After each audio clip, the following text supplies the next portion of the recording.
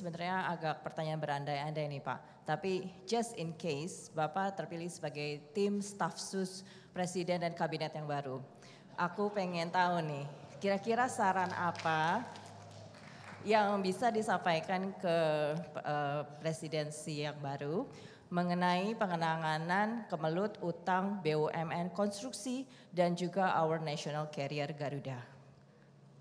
Under what circumstances Bapak masih bisa optimis dengan perbaikan GCG di kedua badan tersebut? Thank you. Oke, terima kasih. Yang pertama ya, saya tidak akan jadi menteri di kabinet yang berikutnya. Kenapa? Satu, nggak ada yang minta.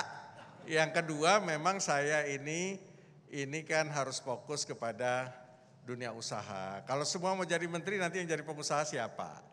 Ya, jadi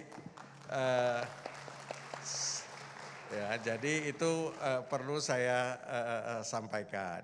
Yang kedua, masalah hutang BUMN.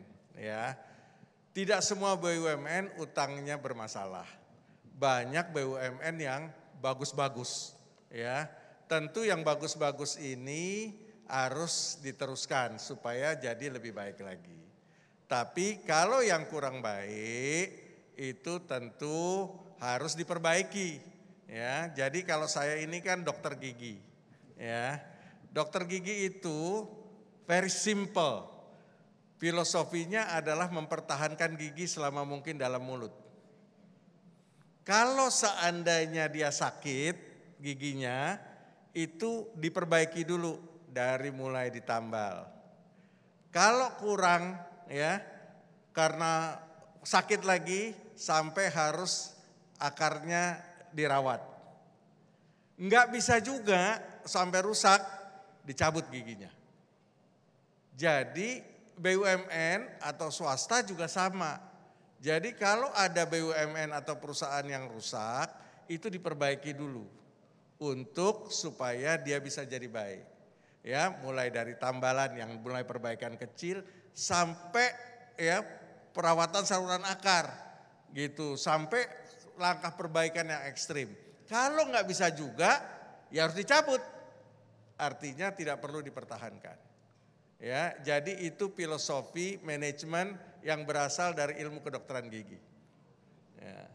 Nah, tentang bagaimana meningkatkan good governance di BUMN, menurut saya kuncinya adalah tentu secara bertahap.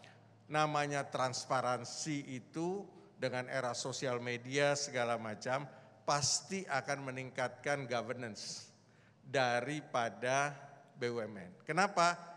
Kesalahan sekecil apapun itu sudah langsung viral di sosial media. Dan menyebabkan banyak orang menjadi semakin takut untuk berbuat sesuatu yang kurang baik.